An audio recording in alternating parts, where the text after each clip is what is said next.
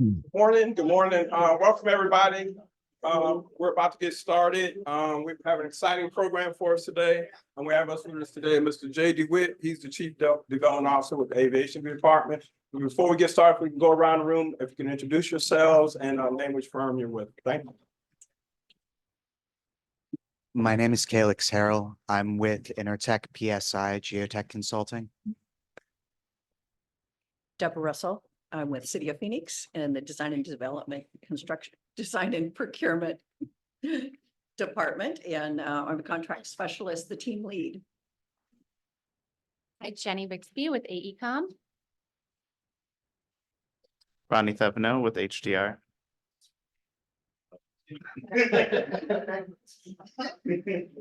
I'm Fadi Jalagi with Olson. Bruce Kay with Nino and Moore. Art Kinderman with MBJ Structural. Dan Broderick, Aiken Gardner. Good morning, Dwayne Dana with Dibble. Kenny Harris with Ardura. Heather Fletcher with RSNH. Morning, Alberto Gonzalez with Entelas. Rod Penniman with Olson. Jeremiah Hovlich, Kiewit. Matt Lacey, Kiewit. Kevin Woodenberg, Western Technologies. Jay DeWitt, City of Phoenix.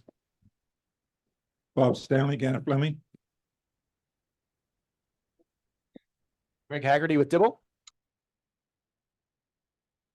Dan Marham with Wilson and Company. Maria Knizovic with CNS Companies. Eric Froberg, City of Phoenix. Alexis Almatayo with Intertech PSI. Brian Howard, CEI. Al Catan Parsons. Justin Rice, ACEC Arizona. And I will also be introducing Americo Bordesky on the Wheels of Steel, ACEC Arizona. Thank you, everyone. Again, we have a very exciting speaker today, Mr. J. DeWitt. I was fortunate enough to actually work on a project with Jay a little bit longer than we had, about 15 plus years ago. The rental car center was originally built. I was on the consultant side, he was on the city side, obviously, but it was a very exciting project. And I got introduced to Jay. So we're very fortunate to have him speaking to us today. He's been with the city for over 30 years, 15 plus years with the Aviation Department. So I certainly don't want to delay his presentation. So Jay, we'll hand things over to you at this time. Thank you so much. All right, thank you, Pete. Thank you. I know a lot of you, and I'm glad to be here with you this morning. This is a cool venue and a nice place to be, and a good bunch of people to be with. I'm here with my former boss, Kenny Harris, and as you know, the former city engineer, and when I worked for him, the Development Services Department Director. And I got a funny story I got to share. And so years and years, many years ago, golly, and it was Kenny's got a couple. He's got some contacts with the Phoenix Open, and I had done something, I don't know what it was, but Kenny said, hey, we had these tickets to the Phoenix Open and complimentary valet.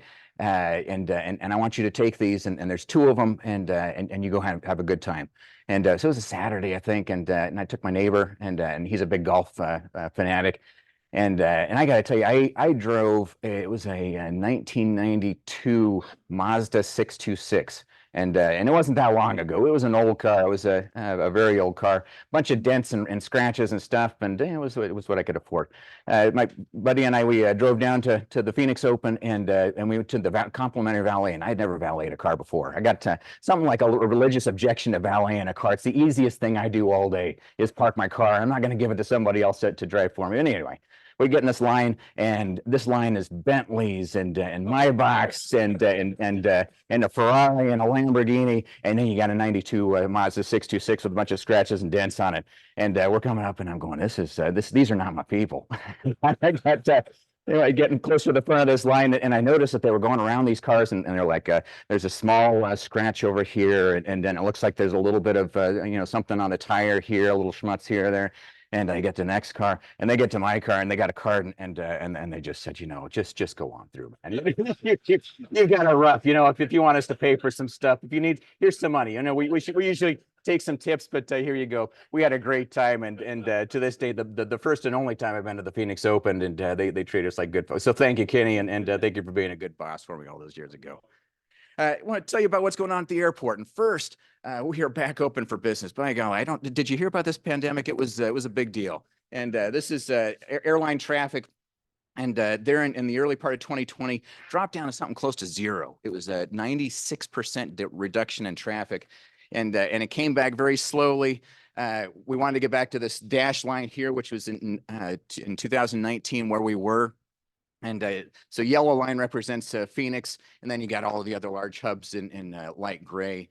And then the average here is that dash gray line. And so right about in August of 2021, we started to see the light of day and started to get back to where we were. Now, during the pandemic, I was the CFO at the time, and I said, we can't afford to take on any new projects. Let's tap the brakes. We will do things to keep things in good repair. We will continue to complete the projects that we've already taken. So the Phoenix SkyTrain, the last stage over to the rental car center, and the new S1 concourse at Terminal 4 that Southwest was waiting for. Those are the only things we were doing. And so as we got about here, we said, let's start bringing some things back in. And as we got back up to this point here, we had our ever in 2022. I'm sorry, 2023, busiest year ever, and about 48 million passengers passed through the airport. And so we've all of a sudden found ourselves a little bit behind the curve, and the airlines are screaming at us. We need more gates.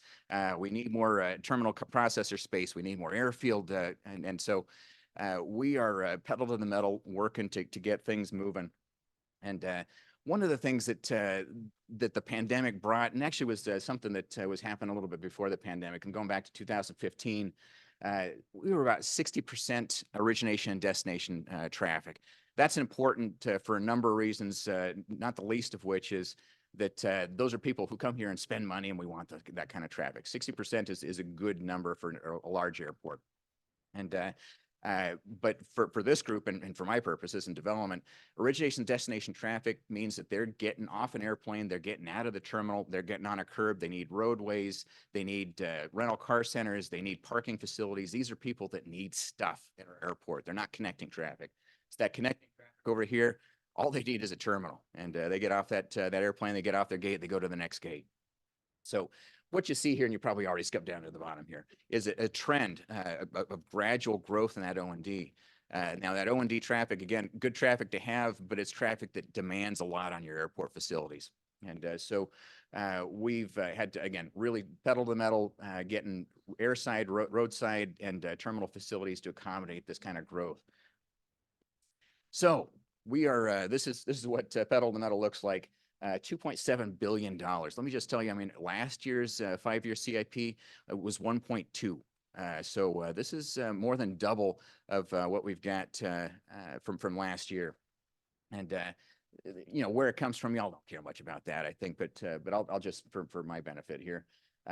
You see that this is probably easier to go with, that grants down here make up a remarkable amount of that. And this the administration's push to get more infrastructure projects out there going. We're taking advantage of them. We're getting we've got about $200 million in grants coming into our airfield in a project. But we're also paying for a lot of it with cash. And so the debt part of this thing is really not all that much. And so rating agencies like that, airports like that, it's a good place to be. So we've got, what I'm pointing out is a sustainable way forward to put $2.7 billion worth of stuff into action here in the next 5 years. So what are we working on? 2 big projects that make up the majority of that, a little less than a majority of that $2.7 billion is the T3 N2 concourse. And I'll explain here in a second why we call it N2, but and then a crossfield taxiway uniform. So we'll start with the T3 N2 concourse. We are currently in pre-construction with this thing. We've got the contractor and designer and work. HOK is the designer, and McCarthy's the contractor in this project. And where it goes, and I wish I had I've got a map later, but this is we've got first north concourse, and this will be the N2 concourse, that second north concourse. This will be, as you know, T3. That is, there's no Delta United. Kind of the cats and dogs with for all of the airlines. It's not American and it's not Southwest. And really T3 is where all the growth has been happening here since the pandemic. We have seen 40% growth between 2019 and 2023, 40% growth in Terminal 3 that compared to 2019, Terminal 2 and Terminal 3 combined. That is remarkable kind of growth. Terminal 4 is almost back to 2019 levels. So all of that growth has really happened in Terminal 3.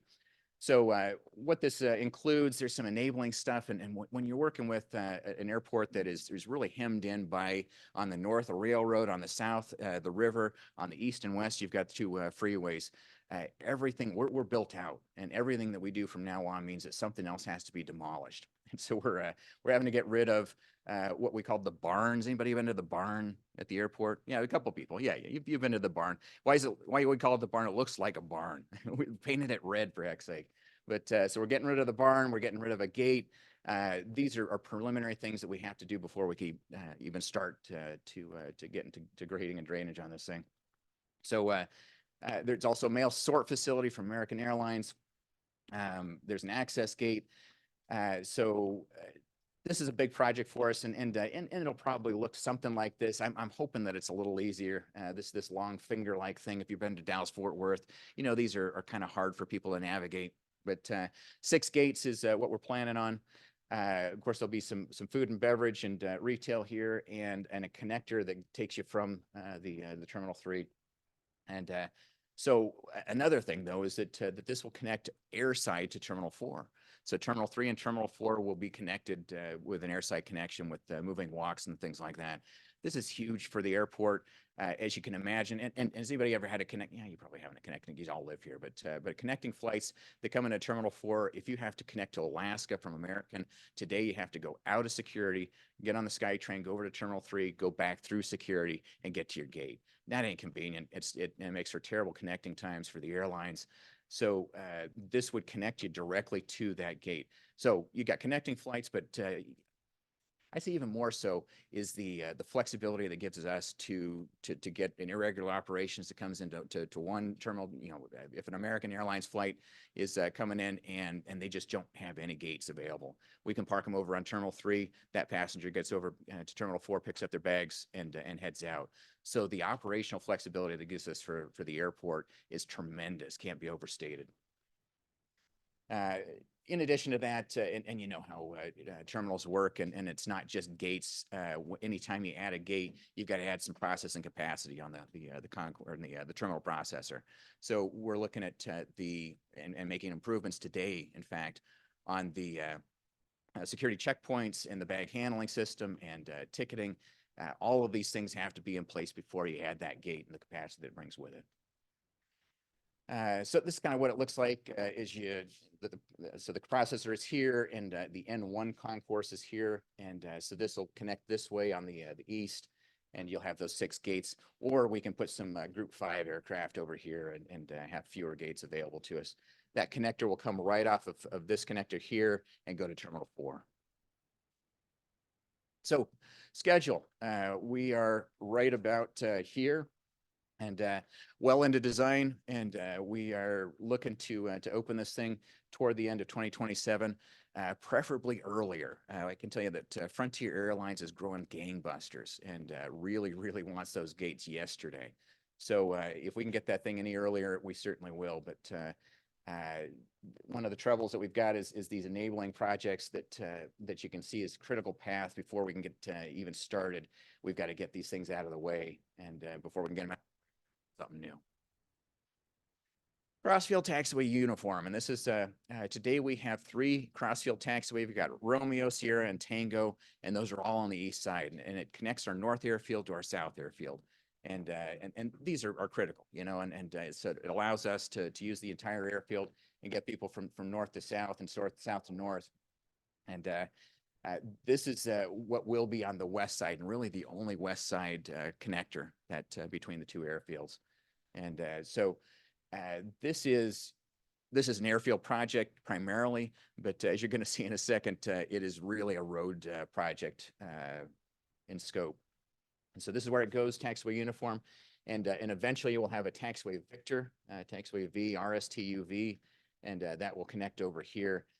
We're not going to need that for a little while, but as you see, this thing plows right through the middle of Air Cargo C. And so American Airlines is currently planted right here, and Southwest is right there, and all their cargo facilities.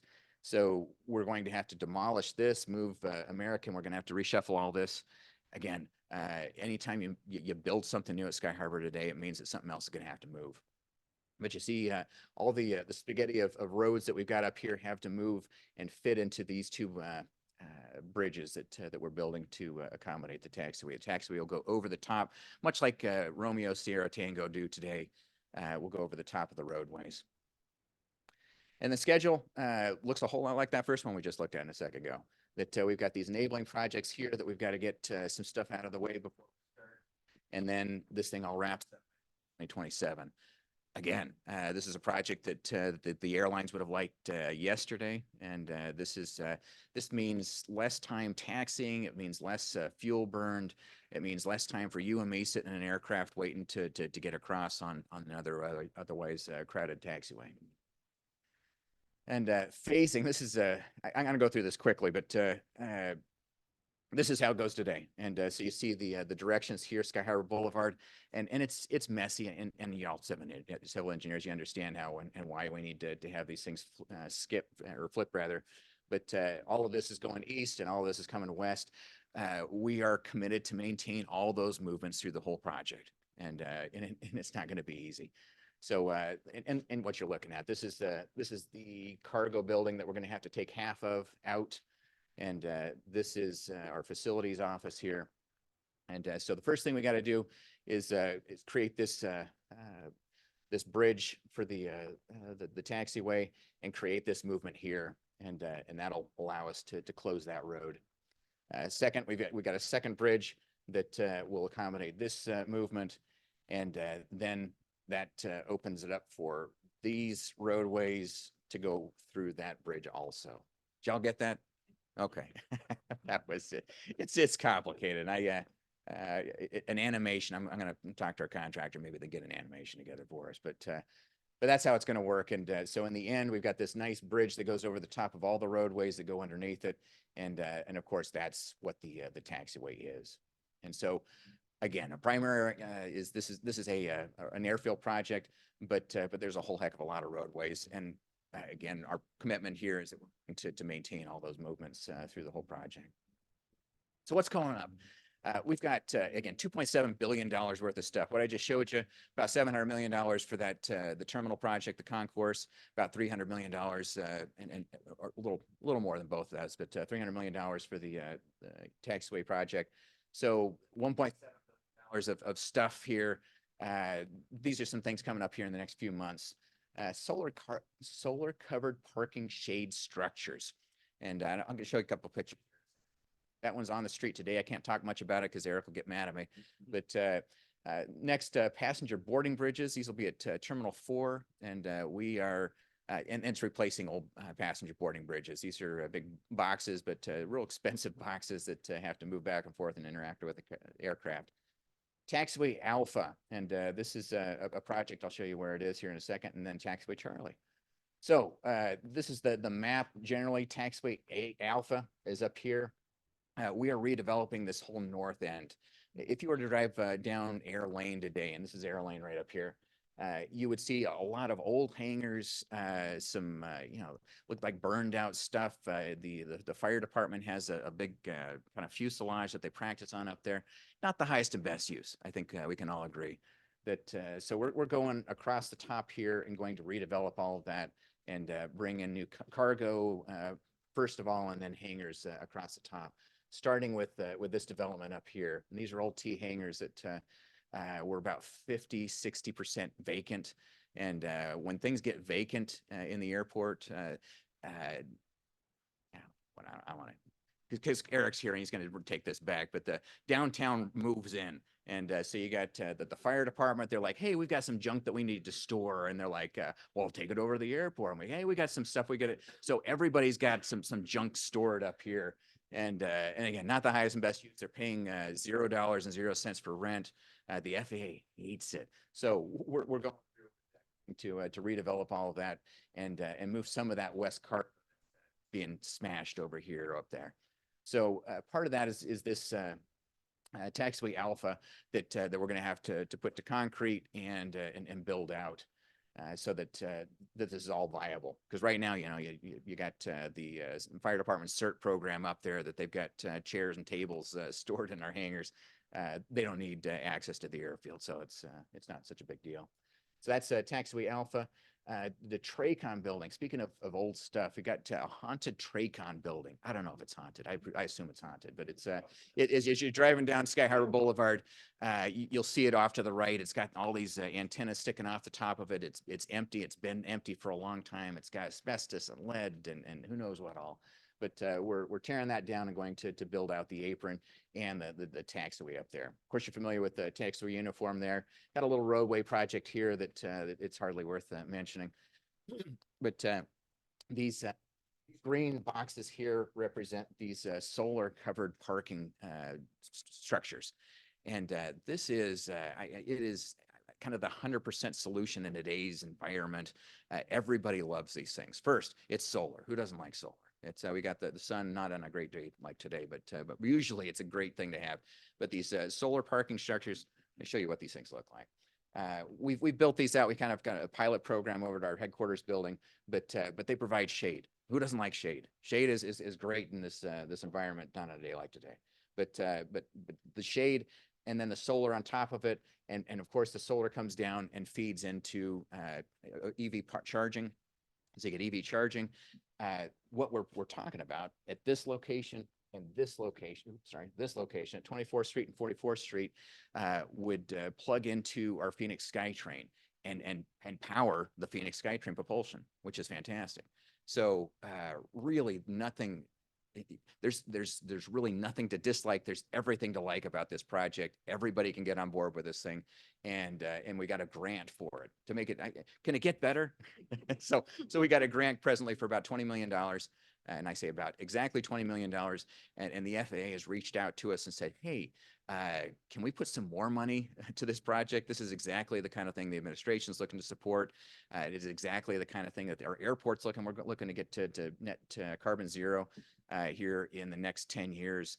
And this is the kind of thing renewable. It's and it plugs right into the SkyTrain and our other facilities. The SkyTrain, if you didn't know, we put a whole lot of additional conduit there in the infrastructure that we can bring these, and I kind of for other crowds, and y'all would probably look for the more technical explanation, but I'll stick to the simple one. Big giant extension cords through the middle of the airport. And so, you know, we were talking about, is that time for me to quit? I didn't even ask. When am I? You're all good. Am I really? Okay. Okay. Go. So this is, I mean, this giant extension cord that goes right through the middle of the airport, and any facility that we have that goes along the guideway of the SkyTrain has access to this giant extension cord. And so by putting these huge solar arrays at either end of it, we're putting renewable power at the top and the bottom of the airport. We've already got redundant power coming in and out of the airport, so it's good solid power. But it also allows us that as we build a west terminal, where's that power coming from? Well, I'll tell you, coming right off the guideway, the Phoenix SkyTrain, and probably to a switchgear, of course. But it is really a great solution, a renewable solution, something that everybody, and I do mean everybody, can get behind. So that is that project, and let me make sure I hit all of these. Taxiway Charlie, we got passenger boarding bridges.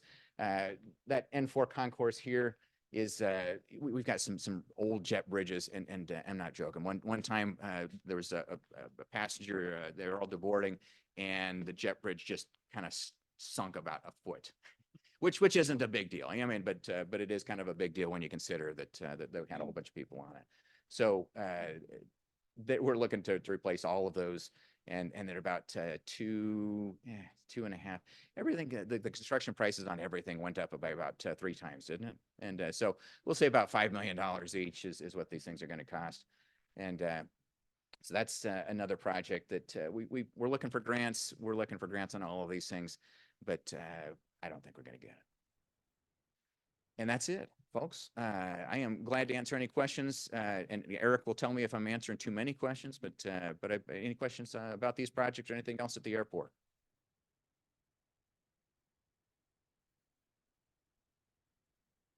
T3 and 2, when do you think potentially break ground? So T3N2, Quarter?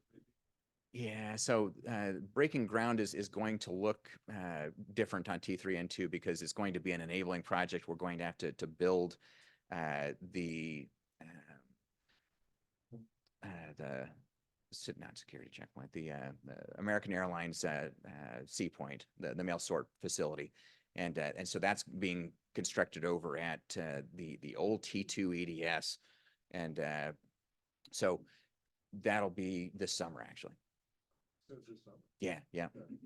So there's a phase one and a phase, so Kiewit is got phase one. And so they'll be moving the mail sort facility over to the West Cargo. And I said T2 EDS, I meant the West Cargo facility. So that's what that looks like. Actual breaking ground on that concourse is probably early 25. Yeah. In the back. Any more talk about the hotel? Yeah, so feasibility. We are still in feasibility, and the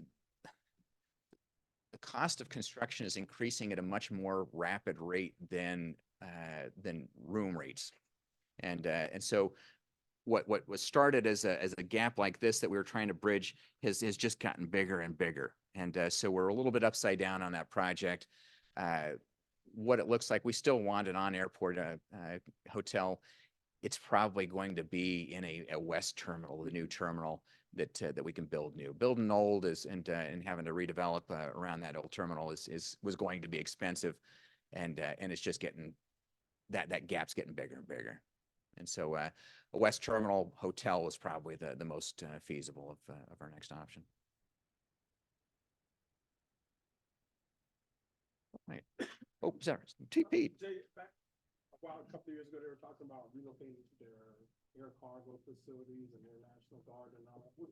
Any more word on that? Is that all on hold? Yeah, so that was contingent on us moving the Union Pacific Railroad, and I think last time I was here, I probably said too much, but the Union Pacific Railroad really likes where they're at right now, and so putting them in a trench, and I think we all get, nobody wants to go in a trench, and but so we're looking at other options, but really we need real estate, and the only way to get real estate, we've got the river to the south, the river ain't going anywhere, and the two freeways in the east and west, and those aren't going anywhere. The railroad is the easiest of those to move, and that ain't going anywhere. So moving them, whether it be kind of a shoe fly up to the north or in a trench, they're not fans of either one of those, but we continue to hope.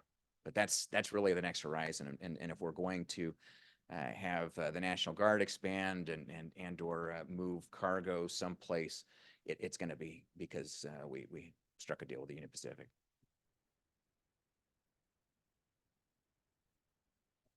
Oh, hey. Are you going to live to see the day when all the airplanes are peaking? Yeah, good question. That is, it depends who you talk to, and so if you talk to the airlines, am I going to live? I guess I'll answer the first question. No idea. I have no idea how long I'm going to live, but there are some, yeah. Right now, though, we're talking about 30 passengers on an EV that is as many as they can do. 30 passenger aircraft are not as viable as they were once, and so the regional. Well, so not the big 100+ passenger planes. Yeah, and as you get bigger, and I'm talking to people probably know better than I, but as you get bigger, you got to have more battery, and more batteries harder to lift, and they're really very heavy. That said, we are, and you know, the technology is moving fast, and we're hoping that gets lighter and lighter. We are planning our terminal facilities for that day that they would come up and plug in and have a fast charge. Right now, we don't know how that looks, and really, I think it initially anyway, it probably looks like a big battery that we swap out and then charge that battery so over the fixed base operator. You don't look convinced. I'm not convinced either. I don't know. You know, it's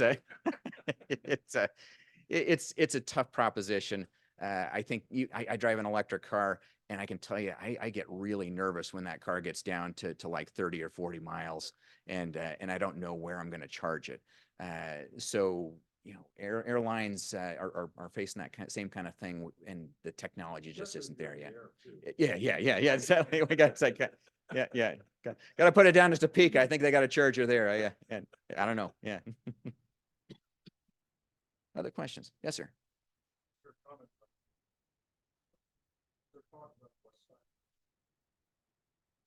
A west side connection to the airport. We've got one. Maybe. So there is an I-10 project that they're an interchange. Do you mean like what? Because I'm right now, you can't get into the airport off the 10 and the 17. Oh, no. Yeah, no more talk about that. That was, so we got a grant. This is a sore subject. Yeah, we got a grant, and there's this thing called an environmental assessment. Have y'all heard of this? It's so we realized that we had bitten off a lot more than we could chew, and that there were historic properties that we would have to affect in the landing. The federal highways, or it was a railroad, so FRA was saying, hey, you guys got to have this thing committed and spent in like 2 years, and the environmental assessment was going to take 3. So we had to turn that money back. So no, we're currently not looking at that bridge over 24th Street, or 24th Street bridge over the railroad. All right. Any positive questions I could answer to end on a high note here? I feel like we could.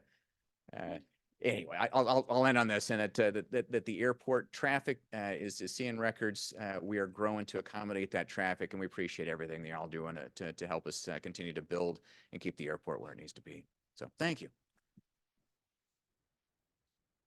Thanks, Jay. Appreciate it very much. Eric, Deborah, Russ, announcements.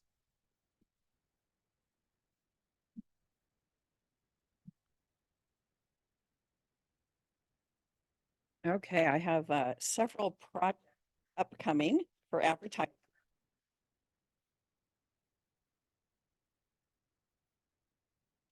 So the streets, and if anybody wants a copy, you have to do shorthand or anything to write them all down. You can email me and I can send this out to you. But anyway, for streets, there's the Chrissy Railroad Improvement Design Services, ITS Traffic and Traffic Engineering Support Services. And then there's Traffic Control Design and Support Services. There's the 2022 SS4A RSAP Pedestrian Risk Network Engineering Services. And then similar to that is the 2022 SS4A RSAP Speed Limit Setting Study Engineering Services. Oh boy.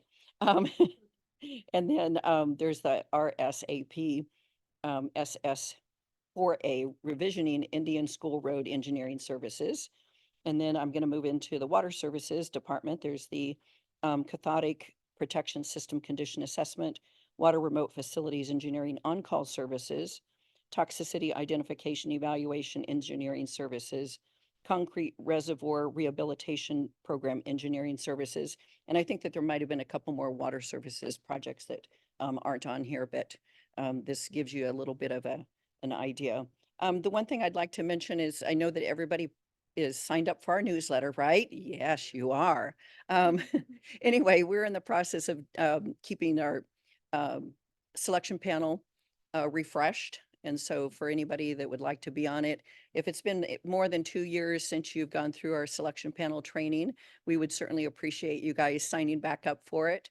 And because we've got a lot of people that have moved around. And so we're trying to keep a track of, who's where and where's where. And so anyway, would greatly appreciate you guys participating. It's a great way to kind of see behind the scenes, being on the selection panel. And that's all I got. Thank you, Deb. A few things that I'd like to add to. I'll come back over here. I don't know. Tell me when I'm in the camera there. Perfect. Okay. So Deb was very gracious and hey, email her. Don't email her for all of those projects. I will email them to Amerigo and Justin. She gets plenty of emails. So I'll make sure that that list gets to them and then you can all email Amerigo and Justin. But three things wanted just to update you on. But before I get to that, I want to thank Jay for coming. It is amazing to see all the things that are going on at the airport. It is its own city within the city. So it's great to work with Jay and his team.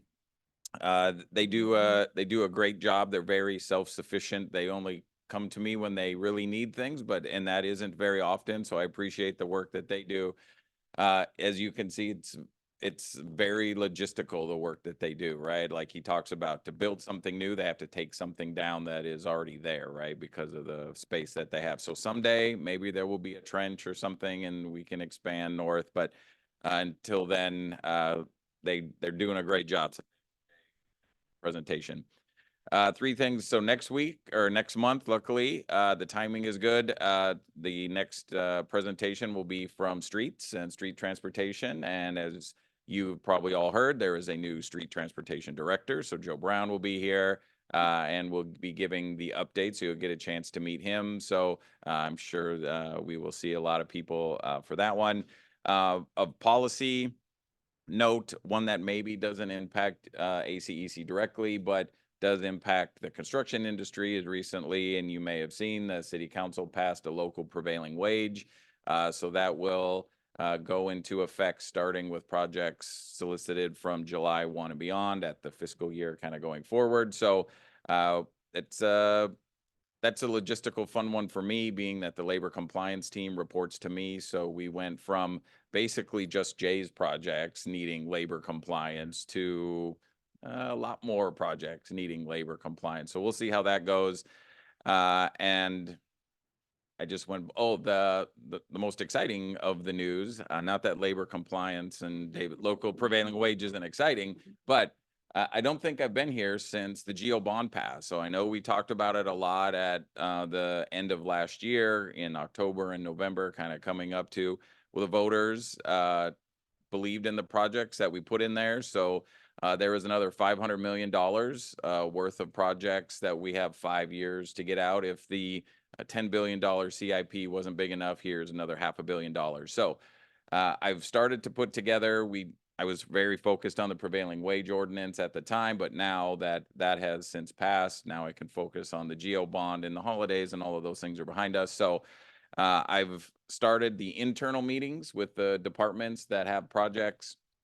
And we've started to identify which ones will be out sooner than later. I'll probably have more information at the next meeting that I could share with you guys. We're still trying to figure out the plan of what's going to come out sooner than later. But as we talked about in August, September, October, right, is we need your help to get those projects designed. Many of them, I would say 90% of them don't have any design associated with them. The other 10% just don't really need design, right? It's swapping out AC units and kind of those types of things. But a lot of work to be done. So be ready because they will start coming out. You'll start seeing them this summer. But then that means that you guys are 6 months behind, right? Sorry, that's just how it's going to work because we got 5 years to deliver this stuff. So exciting things coming up and looking forward to next month when I will bring Joe. Thank you, guys. Thanks, Eric. Justin, any announcements? Yes, actually, before I make my announcements, I'm going to hand the mic over to Amerigo Bordesky really quick because we neglected to introduce those participants who are online today. Don't want to forget them. We have Nate Walnum from Kimley Horn, Kareem Dada from ACEC, Rafael Ramirez is joining us from Nino and More, and Candy Kowalski from the city of Phoenix. Thank you for joining us online. Mr. Haggerty. Hey, really appreciate the fact that there's a $2.7 billion investment being made in our community. That is fantastic news. That is important work. Thank you for the city for the update on that $500 million GO bond. Another good jolt to our community, and it's important that we make these important investments that are going to stabilize the community for long term and in the future. Want to just go ahead and talk a little bit about some good work that's happening with ACEC Arizona. My name is Greg Haggerty. I serve as the chair for ACEC Arizona. Been in that role for the last 120 days. There's been a good effort to go ahead and get our board fully acclimated and fully online. So we have a full number of people serving there. This is an active board. These are people that want to get stuff done. They want to get results with what we're doing. And that starts with a strategic plan. So our purpose as an organization is to have a single united voice to really speak on behalf of this group of member firms and to move our industry forward. So we're working forward through the development of this purpose into a strategic plan. That strategic plan consists of 4 agendas. There's a legislative agenda, and Justin's going to talk a little bit about some of those items. We also have an agency agenda, and that's working with some of the cities and the organizations around the state.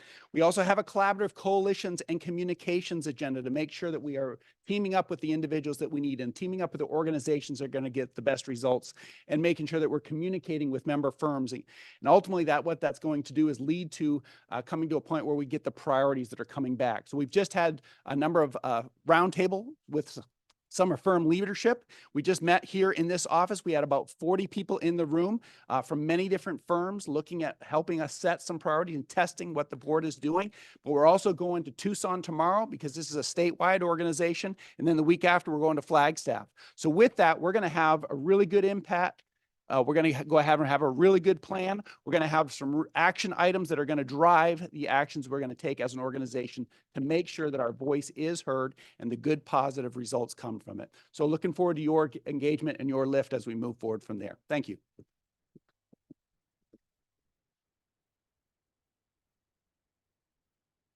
All right, so now I expect you all to clap after I'm done. Hi, my name is Justin Rice. I am the president and CEO of ACEC Arizona, in case we have not met yet. So as Greg mentioned, I will be talking a little bit about legislative affairs and also government affairs. So not just what's happening in the legislature, but what's happening right here. As Eric said, thankfully the voters believed in the GO bonds, and we're hoping that they will believe in passing Prop 479. So Prop 479, as many of you know, was the former 400E, Prop 400E. It is the extension of Prop 400E. So we are on top of this. ACEC Arizona holds a seat on the executive committee for Connect Maricopa, which is the primary campaign driver in support of Prop 479. One of the things that we are doing that we're very excited about, because this is a first time thing, we have recently established an ACEC Arizona State PAC, Political Action Committee. What's that? What this does is it allows us to raise money to support legislators, but also council people and also propositions such as 479 to help support the engineering community and moving things forward. So historically speaking, ACEC Arizona has never had its own mechanism for being able to directly support. We've, of course, relied on all of you wonderful people and your firms to help us to give to Connect Maricopa and these types of things in order to move these things forward. The really cool thing now is that we actually have an opportunity to build a war chest.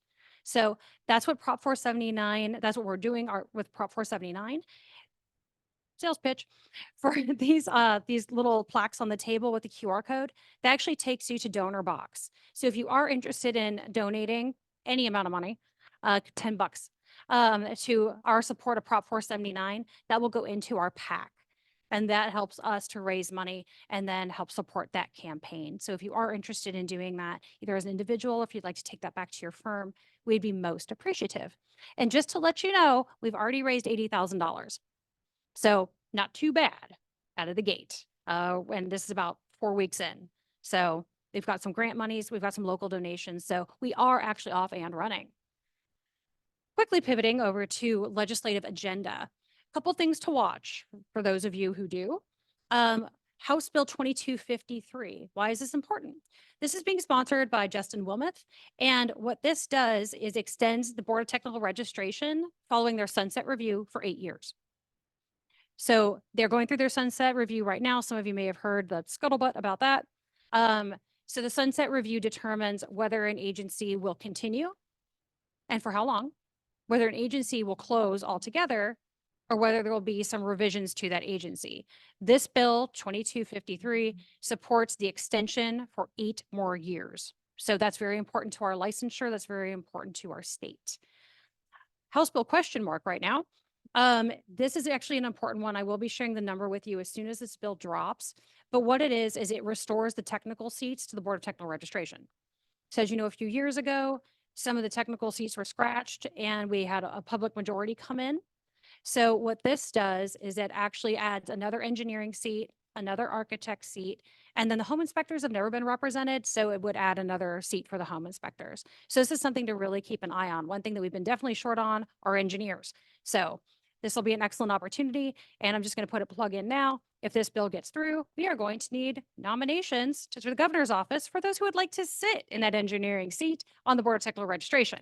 So if this is something that might be interesting to you, just keep that in the back of your mind. If you have questions about it, I can absolutely help you out there. Lastly, we are supporting the rules package that's being put out by the Board of Technical Registration. Primarily in the rules package is home inspectors, but here's the trick for engineering. We've had some issues with the FE exam. We want students to take as many students to take this FE exam as possible. So basically what had happened, there's a box that neglected to be checked, the BTR checked it, and then essentially students were being charged a fee and then also asking to apply to the Board of Technical Registration to see if they could actually take the FE exam. So that wasn't really working.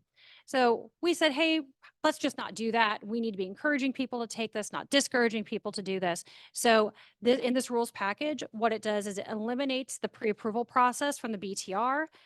The students can apply to take the through NCAAS, which is your testing body. So, and at no fee. So really, really, really important, especially in getting those students exam. And obviously we've tried to take down a lot of barriers to that. So that was relatively quick. Does anyone have any questions for me? Mr. Woodbuck. Is the Prop 100 now 479 going to be put to the voters in November, or is that just the legislature? Great question. Thank goodness we are through the legislature on this. Yes, this will go directly to the Maricopa County voters in November of 2024. One thing that I have done and will be shared with the membership is a roadmap to Prop 479. So it takes us from today all the way to November with some action, like things that you need to know, things that you can take action on if you would like to support Prop 479, and just some great resources too. So I'll be sharing that with membership just so that you are in the know of what's going on and how you can get involved should you wish to. Another great question. Yes, there has been preliminary polling from a select group of Maricopa County voters. This was done via phone by the pollsters. There will also be a second round of polling coming out. So if you do get a call from a pollster, please don't hang up on them because it's probably about 479. So it takes about 20 minutes to get through it, but please commit your 20. Give your opinions because that's very important. So the polling results from the first round showed that 479 is favorable among voters, but we certainly have a lot of work to do because we want this to be really an overwhelming majority. So at this point, we're at about 60%. So we certainly have a lot of work to do to make sure that this thing is, just signed, sealed, delivered by the time it gets to the voters. Any other questions about this fascinating topic? All right, guys. Well, thank you so much for being here. Very much appreciate your time. Apologies for the delay. Unfortunately, we can't control the weather, just like Eric can't control the weather. So anyway, thanks again for being here. We will see you next month for the Streets Department. Great day.